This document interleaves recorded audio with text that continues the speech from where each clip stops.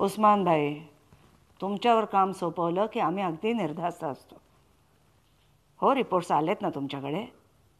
ठीक आहे ना मग. हां, आम्हाला दाखवा.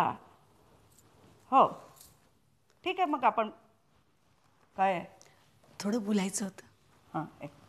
हां उस्मान भाई, हां ठीक आहे, सकाळी येता रिपोर्ट्स घेऊन. Okay okay. अच्छा बोला. आत्ताच की नाही माझ्या आईचा फोन आला होता.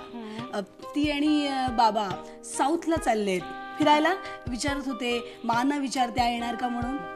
आम्हाला कुठला वेळ असायला नाही, पण गेल्या महिन्यातच कुलू मनालीला गेले होते ना ते. गेल्या महिन्यात, या महिन्यात साऊथ. अच्छा, हेवा वाटतो हा मला त्यांचा.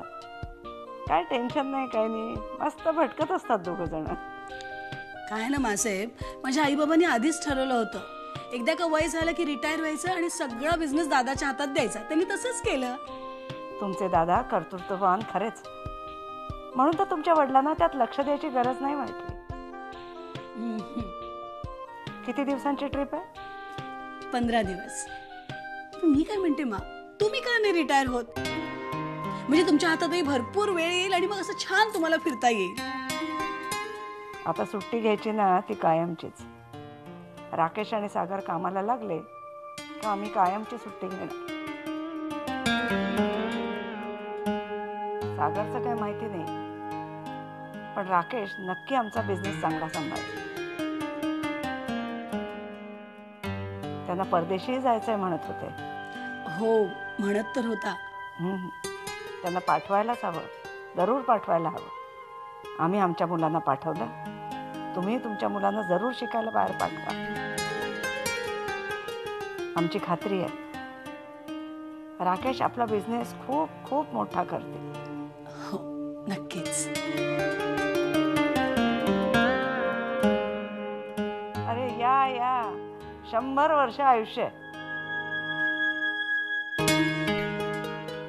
का हो, काय झालं राकेश?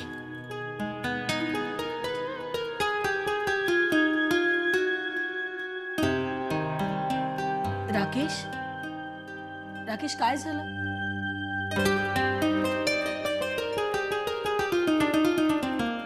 राकेश,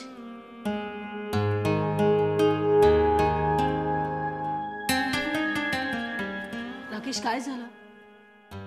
मी आता मुक्ताच्या घरी जाऊन आलो.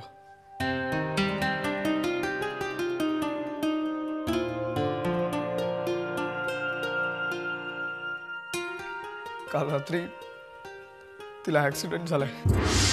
कधी, कुठे? काहीच माहित नाही. ती अजूनही बेशुद्ध आहे. राकेशने कुठल्या हॉस्पिटलमध्ये?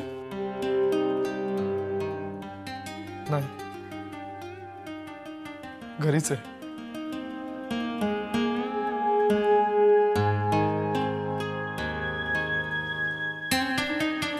राकेश,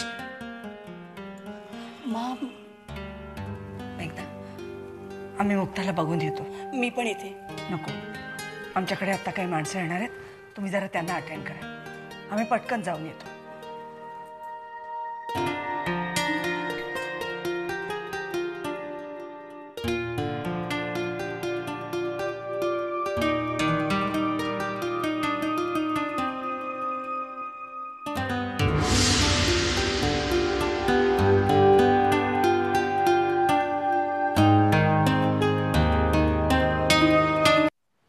या ना.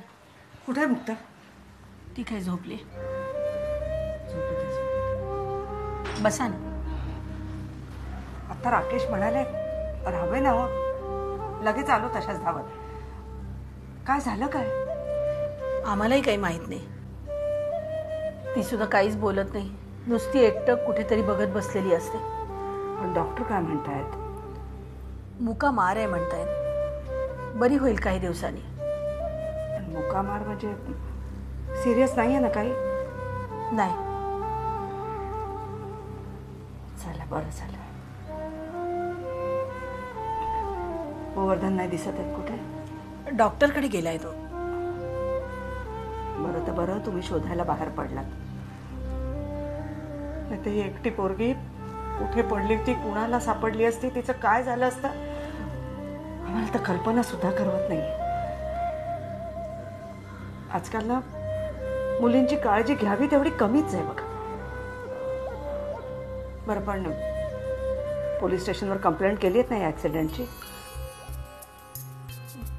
नाही, जोवर ती काही बोलत नाही नेमकं काय घडलंय तोपर्यंत आम्ही तरी पोलिसांना काय सांगणार. हो तेही खरंच आहे म्हणा. बरं आम्हाला तुम्हाला एक विचारायचं आहे. आमच्या घरात मुक्ताला कोणी काही बोललं का? नाही, बरेच दिवस झाले बंगल्यावर आलेले नाही.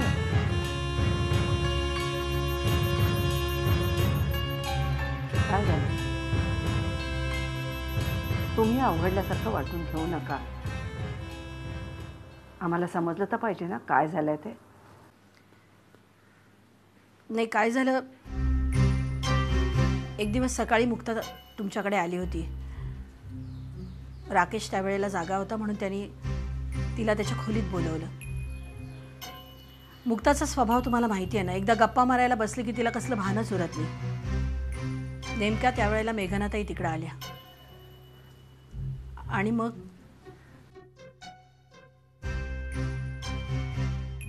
काय म्हणाल्या मेघना?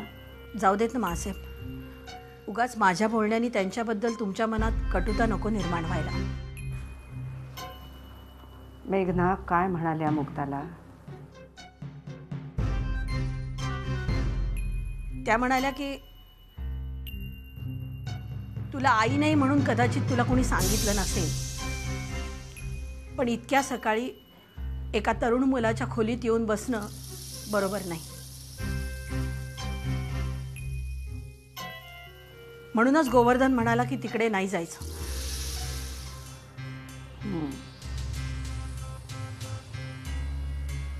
यापुढे जोपर्यंत आमच्या घरात तिला सन्मानाने बोलवलं जात नाही तोपर्यंत पाठवूच नका. गोवर्धन देखील म्हणाला, जोपर्यंत त्या घरात तुला सन्मानानं बोलवत नाही तोपर्यंत त्या घरात जायचं नाही. बरोबरच आहे त्यांचं.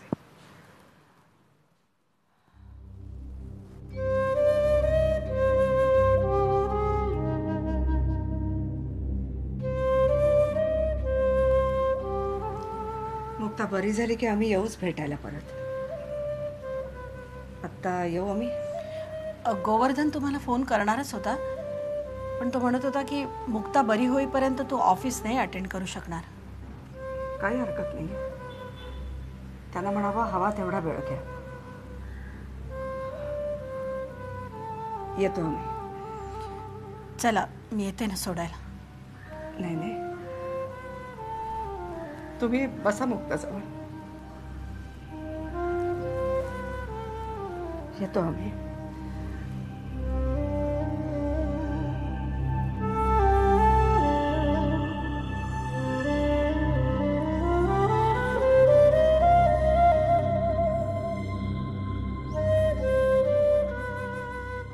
चिट्ठी आई है आई है कुणाची चिठ्ठी आई है बहुतेक आईने पाठविली. अरे दिस इज तात्या द फादर. बाबा बाबा काय लिहिलंय तात्यानी तात्यानी तात्यानी.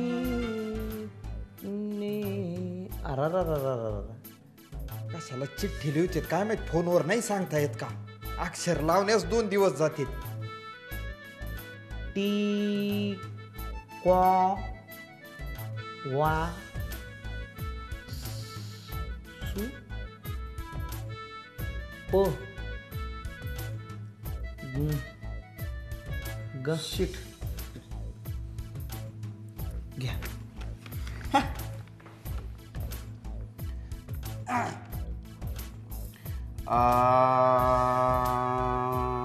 त्याच्या पुढं वाच. आई पुढं जाईन ना का गाडी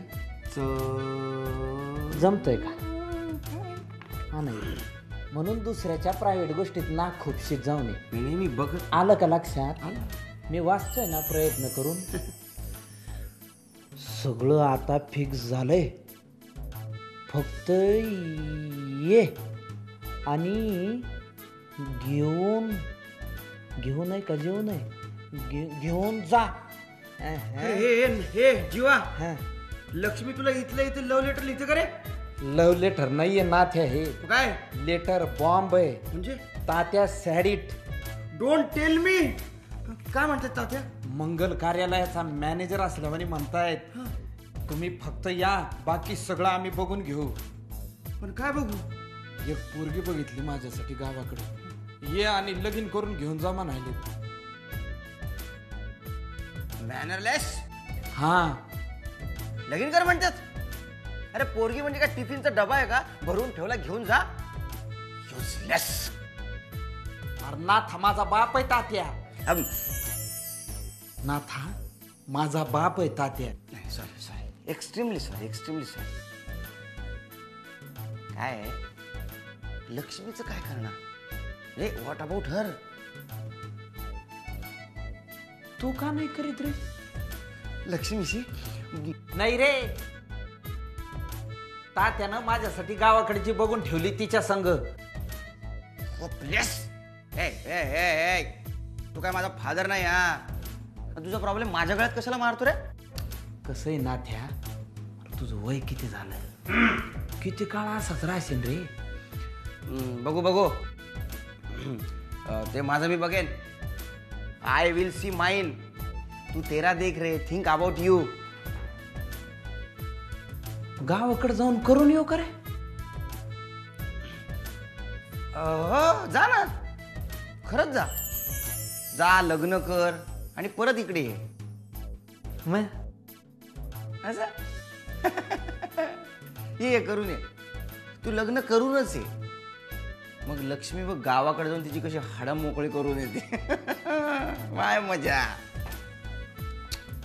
तसं नाही करायचं गावाकडची गावाकडं इकडची इकडं असं आणि हे खरंच करून ये लग्न गावाकडची गावाकडे ठेव इकडची इकडे ठेव मग इकडची म्हणजे लक्ष्मी तिकडे गावाकडे जाईल आणि तिकडची जी कशी हाडं मोकळे करते ते बघ टेन्शन कमी करायला मस्करी करीत होतो नाथ्या अरे बाबा लक्ष्मीला सोडून कुठं जाणार आहे का मी फक्त आता आमच्या दोघांचं जमवायचं कसं एवढा एकच प्रश्न आहे आणि ते एकदा जमलं की तू हायसच लक्ष्मीचा भाऊ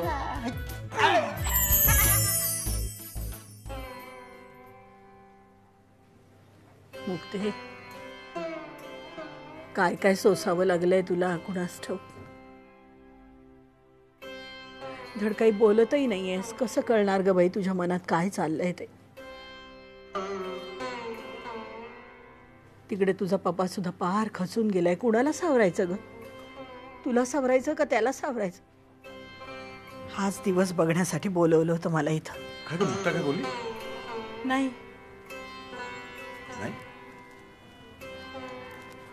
तू इतका कोणाशी बोलत होतीस अरे मी कुणाशी बोलणार माझी मीच बोलत होते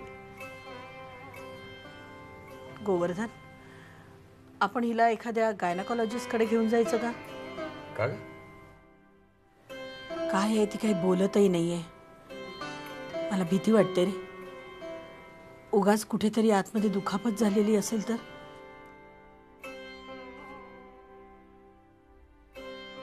नाही म्हणजे तसं काळजी करण्यासारखं काही दिसत नाहीये पण ही काही बोलतही नाहीये ना कळायला काही मार्ग नाही ठीक आहे मी बघतो त्यातून जर तो डॉक्टर घरी येणार असेल तर जास्त चांगलं कशी सोन्यासारखी होती पोर रोज घरात गडबड सुरू असायची आज हे करूया उद्या ते करूया किती मला झोप आली असली तरी दिवसभरात तिने काय केलंय ते मला ऐकायला लागायचं असं कसं झालं रे मलाच मेलीला घरातून निघायचा कंटाळा येतो त्या दिवशी चांगली म्हणत होती पोर चल माझ्या बरोबर पण मीच नाही गेले गेले असते ना तर असं काही घडलंच नसतं. त्यात तुझा काय दोष आहे? गेले असते तिच्याबरोबर तर अशी आयुष्यातून उठली नसती रे ही पोर. काही झालेलं नाही, अजूनही आयुष्यात उठलेलं नाही. ती दुरुस्त होईल, व्यवस्थित होईल, अगदी पहिल्यासारखी होईल.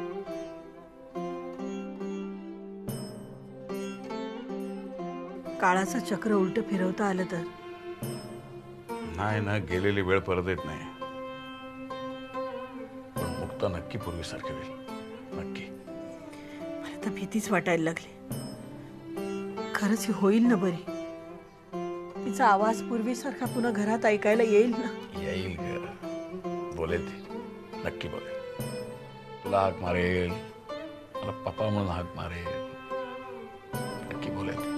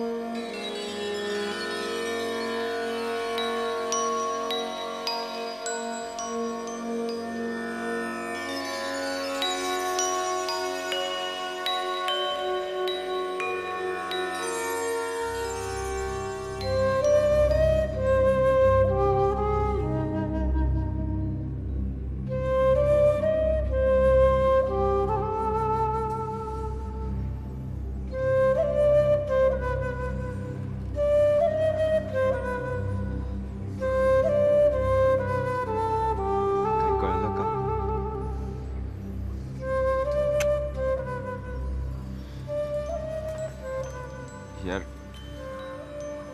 टेन्शनमुळे तर माझी हालत खराब झाली आहे. तिने कदाचित आपल्याला पाहिलं असेल.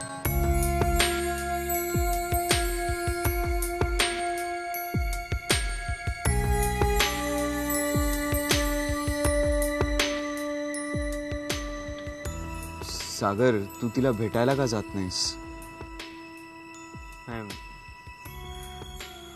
मलाही वाटतं तिला त्याला जावं.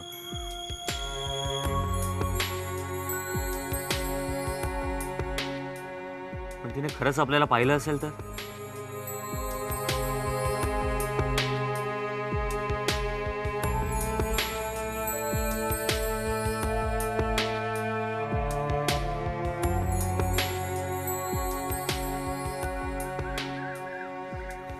आपण असं करायला नको होतं.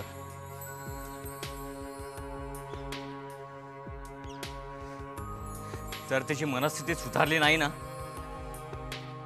तर मी स्वतःला कधीच माफ करू शकणार नाही.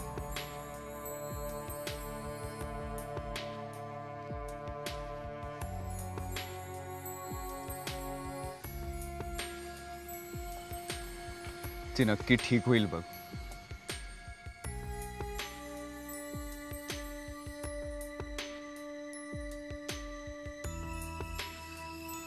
पण सागर, तिने तुला खरंच बघितलं नाही ना?